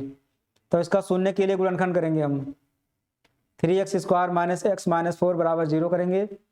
3x², 4 × 12, 12 का गुणनखंड करेंगे, घटाने पर 1 आए, तो 4 × 12, 4 में से 3 गए 1, तो -4x + 3x -4 = 0।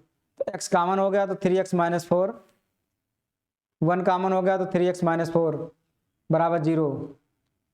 तो 3x - 4 कॉमन हो गया तो x + 1 = 0। तो यहाँ से x का मान 4/3 आ गया और यहाँ से x का मान कितना आ गया, -1। ये 2 मान आ गए। तो ये पहला मान अल्फा का है और जो दूसरा मान है वो बीटा का मान है। बीटा का मान -1 आ गया। अब तुलना कराना, हमको संबंध की जांच कराना है, तो लिख देंगे शून्यकों का योग, शून्यकों का योग, शून्यकों का योग क्या होगा, अल्फा प्लस बीटा। तो इसको लिख दें शून्यकों का योग अल्फा प्लस बीटा बराबर -x का गुणांक बटे x² का गुणांक। ये फार्मूला होता है, x² का गुणांक। तो अल्फा प्लस बीटा कितना है, 4/3, अल्फा है 4/3 और माइनस बीटा है 1, माइनस x का गुणांक कितना है, -1, x² का गुणांक 3, तो 3 का नम 3, 4 में से 3 गए 1, 1/3 माइनस माइनस प्लस 1/3। ये सत्य है ये। अब शून्यकों का गुणनफल निकाल लें, तो गुणनफल के लिए अल्फा बीटा बराबर अचर पद बटे x² का गुणांक। तो x अल्फा बीटा कितना है, 4/3 गुणे -1, अचर पद हमारे पास है -4, तो -4 लिखेंगे, x² का गुणांक 3 है, तो इसको सॉल्व करेंगे तो -4/3 और बराबर -4/3, ये दोनों तरफ बराबर आ गया। ये हो गया प्रूव, ये संबंध सत्य है। ऐसी 2 संख्याएं ज्ञात कीजिए जिनका योग 27 और गुणनफल 182 हो। तो 2 संख्या ले लेंगे, एक संख्या लेंगे x, दूसरा लेंगे y, दोनों का योग है 27 और गुणनफल एक्स वाई बराबर हो जाएगा 182। तो यहाँ से y का मान निकालेंगे तो 27 माइनस एक्स, इसको सेकंड मानेंगे, इसको फर्स्ट मानेंगे। y का मान समीकरण सेकंड में रखने पर, y का मान समीकरण सेकंड में रखने पर तो मान रखेंगे तो क्या आएगा, 27 माइनस एक्स बराबर 182।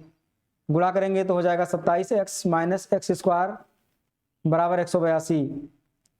तो एक्स स्क्वायर को उधर ले जाएंगे तो एक्स स्क्वायर प्लस में उधर जाएगा एक्स 27 एक्स, तो माइनस 27 एक्स प्लस 182 बराबर 0। अब 182 का गुणनखंड करेंगे कि घटाने पर जोड़ने पर 27 आ जाए।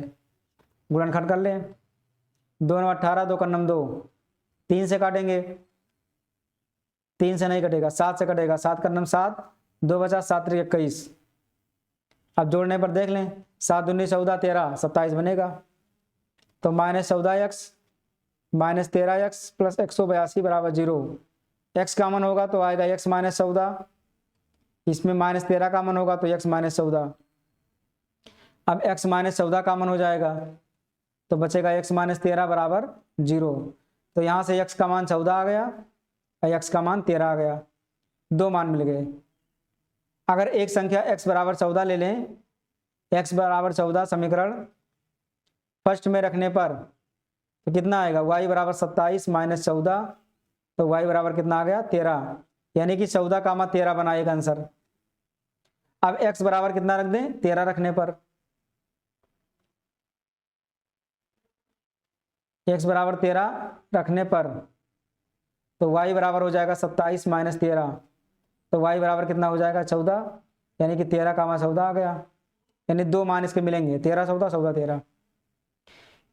सिद्ध कीजिए कि यदि दो त्रिभुजों में संगत कोण बराबर हों तो उनकी संगत भुजाएं एक ही अनुपात में समानुपाती होती हैं, इसलिए ये त्रिभुज समरूप हैं या समरूप होते हैं।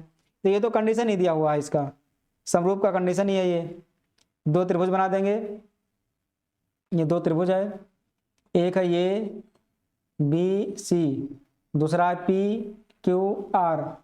तो इसमें दिया है, लिख देंगे त्रिभुज ये बी सी तथा पी क्यू आर में क्या दिया है, दो त्रिभुज के संगत कोण बराबर हों, यानी कोण ए बराबर कोण पी, कोण बी बराबर कोण क्यू, कोण सी बराबर कोण आर। तो यहाँ लिख देंगे कोण ए बराबर कोण पी, कोण बी बराबर कोण क्यू, कोण सी बराबर कोण आर।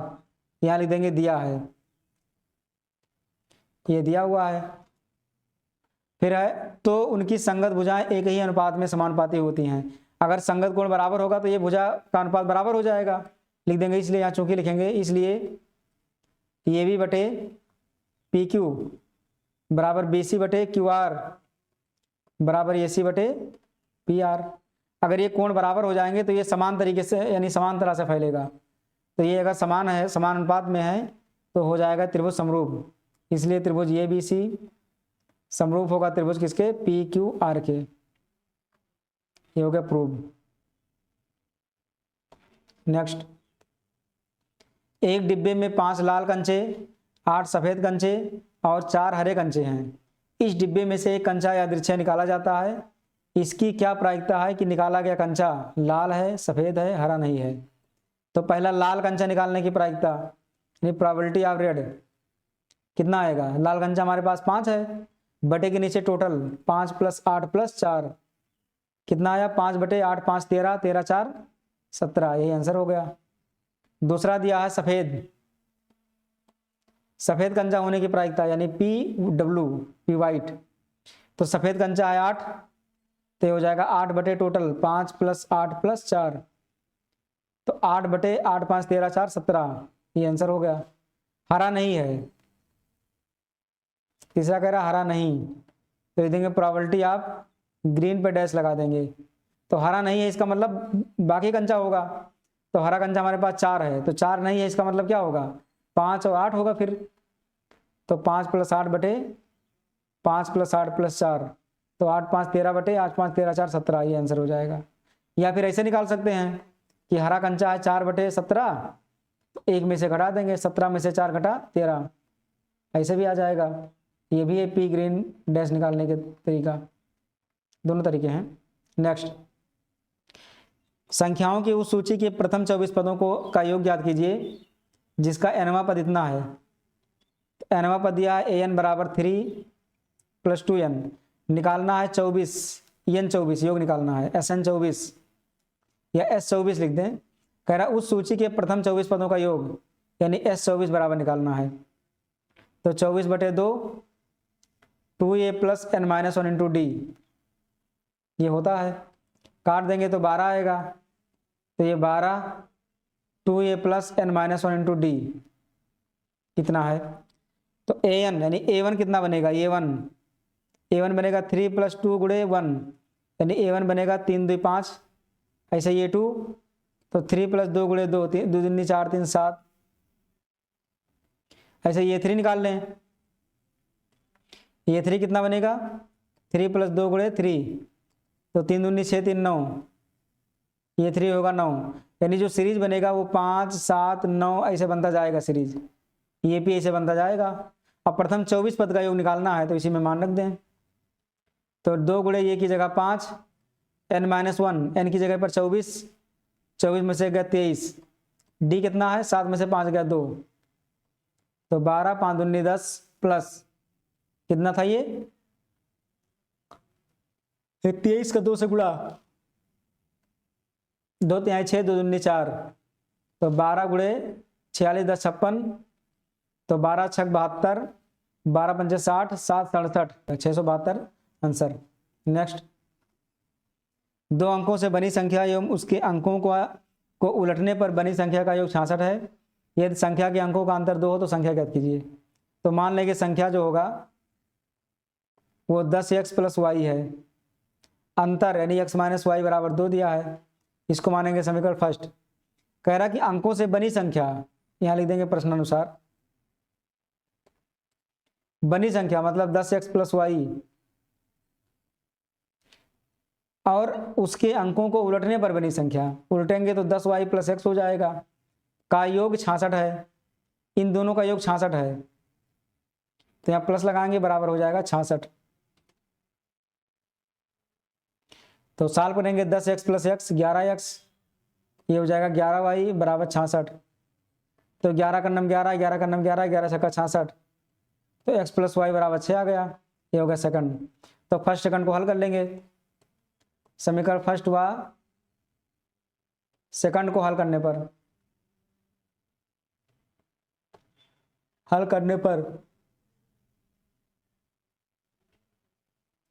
क्या आएगा, x - y = 2, x + y = 6, y cut गया तो 2x = 8, 2 का नम 2, 2 चौका 8, x का मान आ गया 4, x का मान समीकरण फर्स्ट में रख दें या सेकंड में रख दें, तो सेकंड में रखेंगे 4 + y = 6, तो y = 2, ये आंसर हो गया इसका। संख्या बताना है तो लिख देंगे अतः संख्या बराबर कितना आएगा 10x यानी 4 + y 2, 10 चौक 40 2 42, ये आंसर हो जाएगा इसका। आंधी आने से एक पेड़ टूट जाता है, टूटा हुआ भाग इस तरह मुड़ जाता है कि पेड़ का शिखर जमीन को छूने लगता है, इसके साथ 30 अंश का कोण बनाता है। पेड़ के पाद बिंदु की दूरी जहां पेड़ का शिखर जमीन को छूता है 8 मीटर है, तो पेड़ की ऊंचाई ज्ञात कीजिए। मान लें कि ये पेड़ है, तो पेड़ का जो ऊपर का हिस्सा है वो टूट के जमीन पे आ गया, तो इतना हिस्सा बच गया, और जो इतना हिस्सा ऊपर वाला भाग है ये भाग टूट करके कहाँ गया, जमीन पर आ गया इसे। अब ये जमीन से कोण बना रहा है, इसका जो सिरा है वो जमीन से 30 अंश का कोण बना रहा है, अब इसका जो सिरा है वो कितनी दूरी पर आकर गिरा है, ये 8 मीटर पर आकर गिरा है, ये 8 मीटर, तो ये BCD, तो हमको बताना है पेड़ की ऊंचाई, तो इसको मान लें h1, इसको मान लें h2, क्योंकि हमको दोनों ऊंचाई निकालना पड़ेगा। जब दोनों जोड़ेंगे तभी मान सही आएगा, एग्जैक्ट मान। तो लगा देंगे tan 30 लंब बटे आधार h1 बटे tan 30 का मान 1/√3 बराबर h1 बटे 8, कहीं से गुणा करेंगे तो h1√3 बराबर 8, तो h1 बराबर कितना आ गया 8/√3, इसको वहीं रोक देंगे, इतना मीटर आ गया। अब S2 को कैसे निकाला जाए, S2 तो यही वाला मान है, क्योंकि वही ऊपर वाला भाग तो टूट के गिरा है। तो पाइथागोरस लगा देंगे, या फिर लंब बटे कड़ यानी साइन लगा देंगे, या फिर आधार बटे कड़ लगा देंगे। तो पाइथागोरस लगाएंगे तो क्या आएगा, ये आएगा h1 का स्क्वायर यानी 8/√3 का स्क्वायर प्लस आधार यानी 8 का स्क्वायर बराबर लंब बराबर कर्ण h2 स्क्वायर। तो 8 यहाँ 64/√3 का 3 बनेगा प्लस 64 बराबर h2 का स्क्वायर। तो h2 का स्क्वायर बराबर 3 का 64 से गुणा, या 64 कॉमन कर लें, 3 करना 3 1 4, 4/3। तो h2 बराबर कितना मिलेगा, 64 का वर्गमूल 8, 4 का वर्गमूल 2/√3। तो 8 दूनी 16/√3 आ गया। तो क्या निकालना है हमको, पेड़ की ऊंचाई। तो पेड़ की ऊंचाई कितना होगा, बराबर h1 प्लस h2। h1 मान आया है 8/√3, h2 का मान कितना है 16/√3, हर बराबर है। तो 16 कितना बनेगा, 16 4 20 4 24/√3 कॉन्जुगेट करेंगे तो ये मान आएगा 24√3/3, 3 से कट जाएगा, 3 8 24, तो आ गया 8√3 मीटर, लिख देंगे, आंसर हो गया। ये नेक्स्ट क्वेश्चन, 7 सेंटीमीटर भुजा वाले एक घनाकार ब्लॉक के ऊपर एक अर्धगोला अध्यारोपित है। अर्धगोले का अधिकतम व्यास क्या हो सकता है, इस प्रकार बने ठोस का पृष्ठीय क्षेत्रफल ज्ञात कीजिए। तो एक घनाकार ब्लॉक पहले बनाएंगे हम, एक बनाएंगे घनाकार ब्लॉक।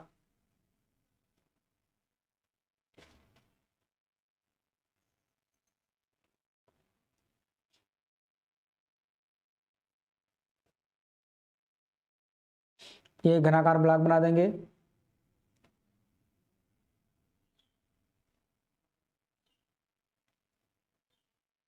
ये हो गया घनाकार ब्लॉक। अब कह रहा है ये 7 सेंटीमीटर भुजा है इसका, ये जो भुजा है वो 7 सेंटीमीटर है। तो लंबाई चौड़ाई ऊंचाई सब सेम होगा 7 सेंटीमीटर। इसके ऊपर एक अर्धगोला अध्यारोपित है, इसके ऊपर एक अर्धगोला रखा हुआ है, तो इसके ऊपर हम एक अर्धगोला रख देंगे। ये अर्धगोले का निचला सिरा है, ये अर्धगोले का निचला सिरा है। ये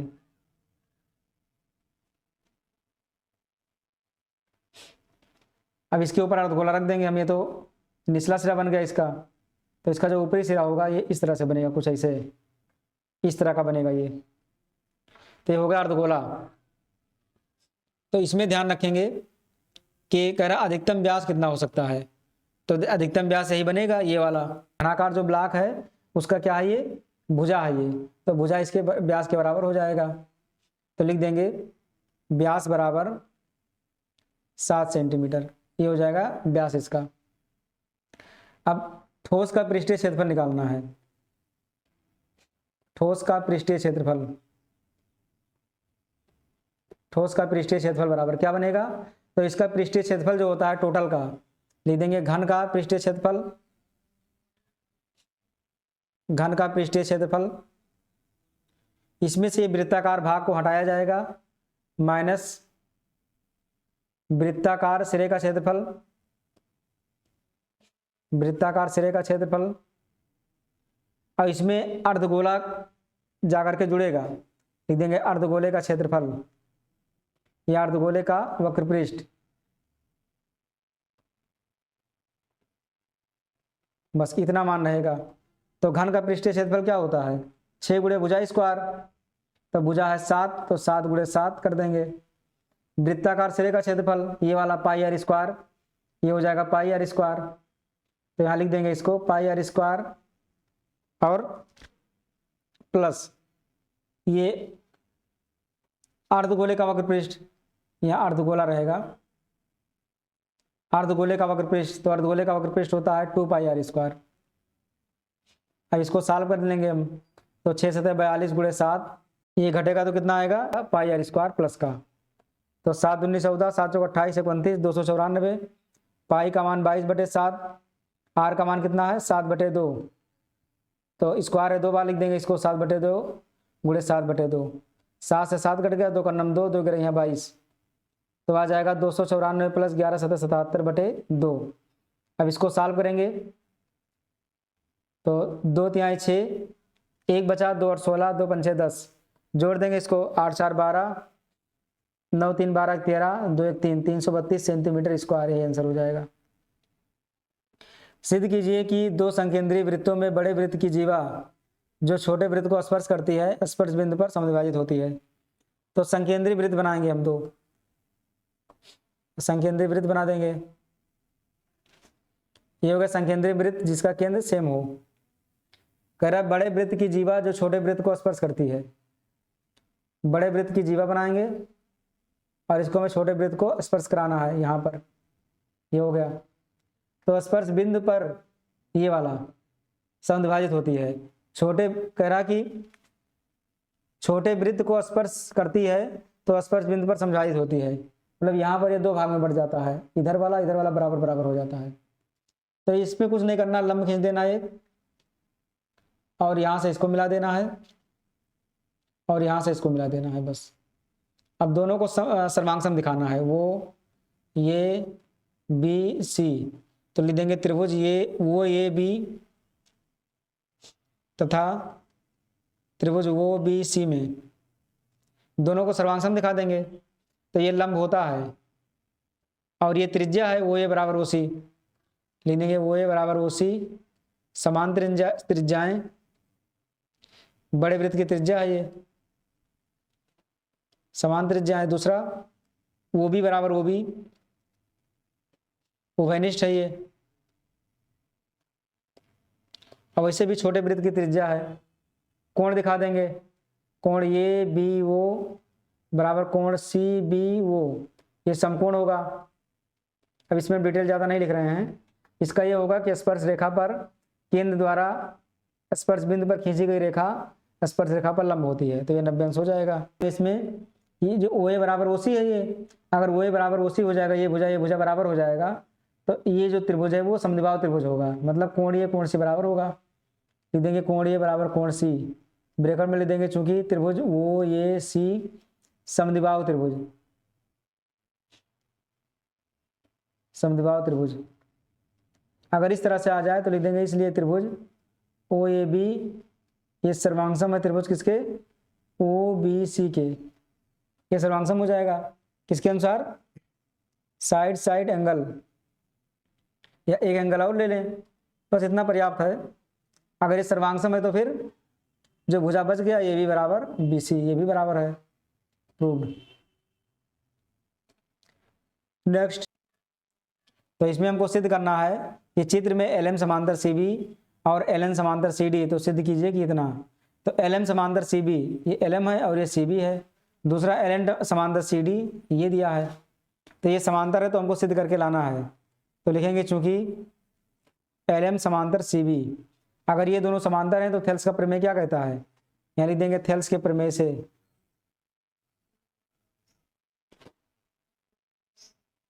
थेल्स के प्रमेय से ए एल बटे एल सी बराबर ए एम बटे एम बी, ये हो गया समीकरण फर्स्ट। फिर दूसरा लिख देंगे तथा एल एन समांतर सी डी है, अगर ये होगा तो भी वही तरीका, तो लिख देंगे ए एन बटे एन डी बराबर ए एल बटे एल सी, ये बराबर हो जाएगा। समीकरण सेकंड दोनों को बराबर कर देंगे, लिख देंगे समीकरण फर्स्ट व सेकंड से, या समीकरण फर्स्ट में से सेकंड घटा देंगे, तो क्या कटेगा इसमें, ए एल बटे एल सी दोनों में है, ये बराबर हो जाएगा, तो क्या आएगा ए एम बटे एम बी आएगा, ए एम बटे एम बी बराबर ए एन बटे एन डी, जो ये बचना था वही बच गया, एन बटे एन डी बच गया, ए एम बटे एम बी बच गया, बाकी ये दोनों तो बराबर ही हैं ये आपस में, तो ये हो गया सिद्ध, लिख देंगे प्रूव्ड। नेक्स्ट ये अगला है, एक थैले में 5 लाल गेंदे और कुछ नीली गेंदे हैं, यदि इस थैले में से नीली गेंद निकालने की प्रायिकता लाल गेंद निकालने की प्रायिकता की दुगनी है, तो थैले में नीली गेंदों की संख्या बताना है, नीली गेंदों की संख्या बताना है। तो इसमें लाल गेंद कितना है, लाल गेंद है 5 और नीली गेंद कितना है, कुछ लिया है, तो इसको यस लिख देंगे हम। इस थैले में नीली गेंद निकालने की प्रायिकता, तो लिख देंगे पीबी यानी प्रायिकता ब्लू, लाल गेंद की प्रायिकता की दुगनी है यानी प्रायिकता रेड का दुगना है, बस इसी पे मान रख देंगे। पी वी कितना होगा, नीला गेंद है x, तो x बटे हो जाएगा 5 + x। रेड गेंद कितना है, 5 है, तो 5 बटे 5 + x गुणे 2, तो 5 + x 5 + x कट गया, x बराबर 5 दूनी 10, यही आंसर हो जाएगा। दो वर्गों के क्षेत्रफलों का योग 157 मीटर स्क्वायर है, इनके परिमापों का योग 68 मीटर स्क्वायर हो तो 68 मीटर हो तो दोनों वर्गों की भुजाएं ज्ञात कीजिए। तो एक वर्ग का भुजा x मानेंगे, दूसरे का y मान लेंगे। अब इसी का प्रयोग करेंगे प्रश्नानुसार। तो x स्क्वायर + y स्क्वायर वर्गों का योग, वर्गों के क्षेत्रफलों का योग बराबर 157 है, इसको मानेंगे फर्स्ट। परिमाप का योग दिया है 68 मीटर स्क्वायर, तो परिमाप होगा 6 गुणे भुजा 4 गुणे भुजा गुणे 4 गुणे भुजा, यानी 4x + 4y बराबर 68। 4 कॉमन हो जाएगा तो x + y बराबर 68। 4 का 4, 2 बचा, 4 से 28, तो यहाँ से y बराबर निकालेंगे तो 17 - x निकलेगा। अब इस y का मान समीकरण फर्स्ट में रख दें, तो x स्क्वायर + 17 - x का होल स्क्वायर बराबर 157। कितना आएगा ये, x स्क्वायर + 17 17 यहाँ 289 प्लस x स्क्वायर - 17 दूना 34x - 157 बराबर 0। x स्क्वायर हो जाएगा 2x स्क्वायर - 34x, घटेगा 9 में से 7 गया 2, 8 में से 5 गया 3 और 2 में से 1 गया 1, 2 से कट जाएगा तो x स्क्वायर - 17x और ये प्लस 2 × 12 13, 2 × 12 66। अब 66 का गुणनखंड करेंगे, जोड़ने पर 17 आए तो 33, 3 से काटेंगे 3 का 3, 3 का 3, तो 3 दूनी 6 गिरा यहाँ 66 और 66 11, 11 और 6 17, तो x square - 11x - 6x plus 66 बराबर 0। x कॉमन करेंगे तो x - 11, 6 कॉमन होगा तो x - 11 बराबर 0, तो x - 11 कॉमन करेंगे तो x - 6 आ जाएगा बराबर 0। तो यहाँ से x का मान 11 हो जाएगा और x का मान 6 हो जाएगा। अब एक बार x का मान 11 रखेंगे समीकरण फर्स्ट में, सेकंड में रख दें, इसको सेकंड मान ले रहे हैं। समीकरण सेकंड में रखने पर तो y बराबर हो जाएगा 17 - 11, कितना बचेगा ये, 7 में से गया 6, बस 6 आ गया, यानी y बराबर 6। मतलब जो भुजा आया वो कितना आया, 11, 6 आया।